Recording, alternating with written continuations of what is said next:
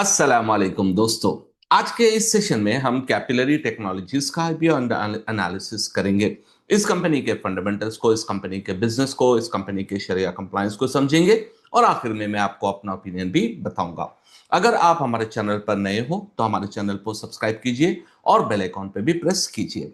और वीडियो शुरू करने से पहले डिस्क्लेमर सुन लीजिए दोस्तों, ये वीडियो मैं इंफॉर्मेशनल और एजुकेशनल पर्पस के लिए बनाता हूं। ये इन्वेस्टमेंट एडवाइस नहीं है। आप इन्वेस्ट करने से पहले अपना खुद का रिसर्च और अपने फाइनेंशियल एडवाइजर से बात भी कर लीजिए। चलिए सबसे पहले देखते हैं कि ये कैपिलरी टेक्नोलॉजीज लिमिटेड ये कंपनी क्या बिजनेस करती है, ये सॉफ्टवेयर में किस तरह की जो टेक्नोलॉजी में ये वर्क करते हैं। तो सबसे पहले आप देख सकते हैं कि ये कंपनी एक सास मॉडल यानी सॉफ्टवेयर एज अ सर्विस एक मॉडल होता है, उस मॉडल पे ये कंपनी जो है वर्क करती है। और इनका जो प्राइमरी जो प्रोडक्ट है, जो प्राइमरी वो बिजनेस वो है customer loyalty and engagement solutions. यानी जो डिफरेंट ब्रांड्स होते हैं, जैसे कस्टमर को जो है डिफरेंट लॉयल्टी प्रोग्राम्स होते हैं जो एक कंपनी में बार बार खरीदने पर उनको जो different types of loyalty points वगैरह मिलते हैं। तो ये कंपनी जो है लॉयल्टी, जो कस्टमर लॉयल्टी के जो प्रोग्राम्स होते हैं उनके स्पेशलाइज ये कंपनी है। और ये फाउंड हुई है 2008 में। ये बैंगलोर बेस्ड कंपनी है।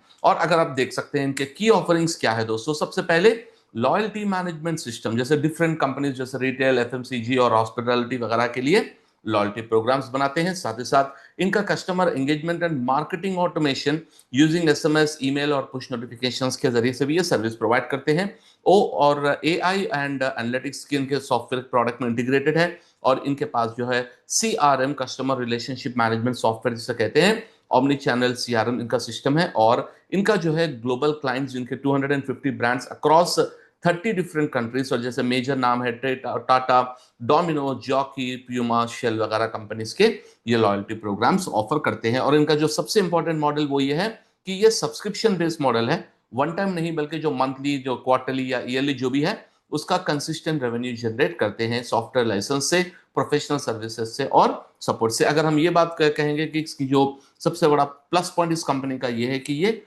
लॉयल्टी प्रोग्राम्स जो है बनाने में one of the leader in our Indian market, और इवन फर्स्ट मूवर हम कह सकते हैं इस पर्टिकुलर निश में। चलिए इस कंपनी के आईपीओ क्या प्राइस पे इन्होंने लाया है वो चीजों को देखेंगे। तो ये आईपी शुरू हुआ है नवंबर 14 को और एंड होगा नवंबर 18 को। और face value of the share है अप्रोक्सीमेटली जो है ₹2 का शेयर वैल्यू है। और इसका इश्यू प्राइस है बिटवीन 549 टू 577 पर शेयर। अगर आप एक लॉट के लिए अप्लाई करेंगे तो 25 शेयर्स आएंगे। और इसमें दो ऑप्शन है, फ्रेश कैपिटल भी है, ऑफर फॉर सेल है। तो टोटल इश्यू वैल्यू है 877.5 करोड़, जिसमें फ्रेश इश्यू है 345 करोड़। यानी ये कंपनी को मिलेगा, कंपनी जो भी इसके जरिए से जो है जो भी वर्क करना चाह रही है कंपनी उसमें लगाएगी। और ये जो एग्जिस्टिंग प्रमोटर्स है जो एग्जिट कर रहे हैं, जो अपने स्टेक को सेल कर रहे हैं एग्जिस्टिंग प्रमोटर्स को, वो है 532.5 करोड़। तो यहां पर एक्चुअल में जो है ऑफर फॉर सेल ज्यादा है कंपेयर टू फ्रेश इश्यू के पॉइंट ऑफ व्यू में। और अगर आप एम्प्लॉय वगैरह कोई है तो उनको ₹52 का डिस्काउंट भी इसमें मिल रहा है। चलिए इस कंपनी के फाइनेंशियल्स को देखते हैं और समझते हैं कि ये कंपनी के क्या क्या फाइनेंशियल्स है और किस तरह ये कंपनी अपना रेवेन्यू जनरेट कर रही है, किस तरह इनके प्रॉफिट्स है, किस तरह इनके एसेट्स आ रहे हैं। तो सबसे पहले एसेट्स को देखेंगे तो 2023 में इनके एसेट्स थे 466.41 करोड़, जो बढ़कर हुए 871 करोड़, जो कम हुए हैं एक्चुअली नेक्स्ट ईयर ये 838 करोड़। और इस साल का अगर हम देखेंगे तो ये 892.33 करोड़। अगर इनकम की बात करेंगे दोस्तों तो इनकम स्टडीली, यानी थोड़ा एकदम सडन नहीं बल्कि स्टडीली बढ़ रहा है। यहाँ पर एक्चुअली अच्छा जंप हुआ था अराउंड 266.25 से around 535 crore, very big jump. और उसके बाद थोड़ा सा जो है स्मॉलर जंप हुआ है फ्रॉम 535 टू 611। और प्रॉफिट ऑफ टैक्स की बात करेंगे तो ये पहले साल में 2023 में इनका लॉस था और इवन 2024 में लॉस था। तो इसी साल यानी 2025 मार्च में इनका अराउंड 14.15 जो है प्रॉफिट इन्होंने दिखाया है। अगर हम इनके रिजर्व्स की बात करेंगे तो 31.99 करोड़ से 30.8 ऑलमोस्ट स्टेबल है। लेकिन 2025 में इनके जो है रिजर्व्स ऑलमोस्ट 170.26 करोड़ आए हैं, फिर वो रिजर्व थोड़े से कम हुए हैं। अगर बोरिंग की बात करेंगे तो बोरिंग भी इनकी ज्यादा नहीं है दोस्तों। एक्चुअल में इनकी 147.47 बोरिंग हुआ करती थी 2023 में। तो अब सितंबर 30 तक, अगर सितंबर 2025 तक देखेंगे तो बोरिंग एक्चुअली इन्होंने कम किया है, वो 88.94 इनकी बोरिंग हुई है। चलिए इस फंडामेंटल फाइनेंशियल्स के पॉइंट ऑफ व्यू से हम यही कह सकते हैं कि हाँ स्लाइड ग्रोथ है कंपनी में, लेकिन प्रॉफिटेबल नहीं थी कंपनी। इस साल ही प्रॉफिटेबिलिटी के तरफ जो है ये कंपनी आई है। चलिए कंपनी के हम जो की मेट्रिक्स हम देखते हैं कंपनी के वैल्यूएशन के ताल्लुक से, उन चीजों को देखेंगे। सबसे पहले आरओसी है 2.76%, which is very very low. हमारा बेंचमार्क ऑलमोस्ट 20% का होता है, उसके करीब करीब, तो बहुत ही लो है। और डेट टू इक्विटी रेशियो के है 1.86 इज ओके, ज्यादा डेट नहीं है obviously. And return on net worth भी एक्चुअली बहुत ही कम है, जो हमारा ये भी बेंचमार्क अराउंड 20% होता है। प्रॉफिट मार्जिन भी बहुत कम है दोस्तों, 2.737% भी प्रॉफिट मार्जिन बहुत ही कम है। एबिटा मार्जिन इनका बढ़ के है। और book to price to book value is okay, not very very high, ज्यादा नहीं है। और इनका मार्केट कैप आ रहा है अराउंड 4,576 करोड़। लेकिन पॉइंट ऑफ कंसर्न यहां पर है, इनका आईपीओ का जो प्री आईपीओ 1.93 इनका जो है आईपीएस आएगा, और पोस्ट आईपीओ इनका आईपीएस आएगा 0.26 के पॉइंट ऑफ व्यू से इनका जो है पी रेशियो अराउंड 2 to 14.95 आ रहा है।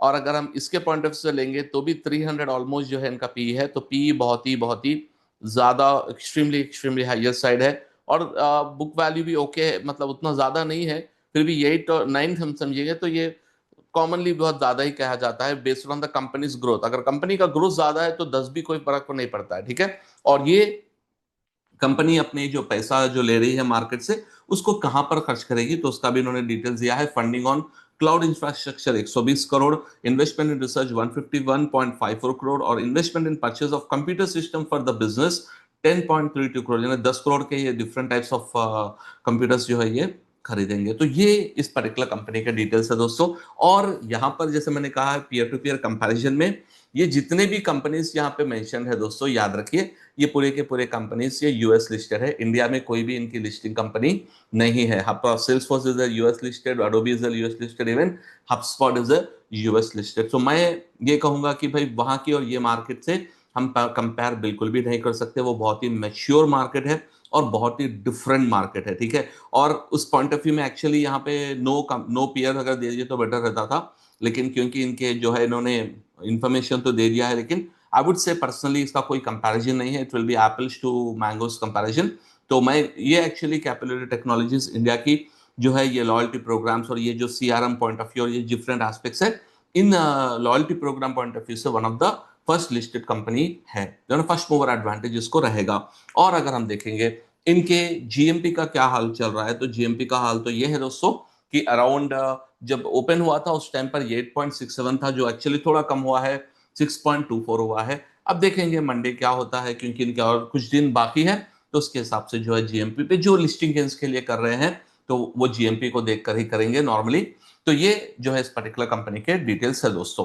अब आइए शरिया कंप्लाइंट की तरफ। तो शरिया कंप्लाइंट की बात देखेंगे तो ये इस्लामिकली के पॉइंट ऑफ व्यू से बिजनेस हलाल करती है, और इनका इंटरेस्ट इनकम भी ज्यादा नहीं है, और साथ ही साथ debt to market cap ratio जो हम यूज करते हैं वो भी ओके है। तो ये कंपनी शरिया कंप्लाइंट है दोस्तों। और याद रखिए, मैं आईपीओ उसी कंपनी का बनाता हूं जो शरिया कंप्लाइंट हो। बहुत ही रेयर होगा कि मैं किसी कंपनी जो है शरिया कंप्लाइंट ना हो और उस पर मैं आईपीओ बनाऊं, उसका एनालिसिस का मैं वीडियो बनाऊं, वो मोस्टली नहीं होता। अगर कंपनी का मैंने आईपीओ एनालिसिस बनाया तो उस टाइम पर वो जो है शरिया कंप्लाइंट रहेगी, तो ही मैं आईपीओ का एनालिसिस करता हूं। तो ये है दोस्तों हमारे इस पर्टिकुलर आईपीओ के डिटेल्स। अब पर्सनल पॉइंट ऑफ व्यू में मैं तो इस पर्टिकुलर कंपनी में, हाँ फर्स्ट मूवर एडवांटेज है, थोड़ा जीएमपी भी है, लेकिन पर्सनली तो मैं इसमें अप्लाई नहीं करूंगा, क्योंकि जैसे मैंने आपको बताया रीजन बहुत ही ग्रोथ पॉइंट ऑफ व्यू में कम है और रेवेन्यू भी इतना ज्यादा नहीं हो रहा है। उस पॉइंट ऑफ व्यू में से जो है मैं इसमें अप्लाई नहीं करूंगा।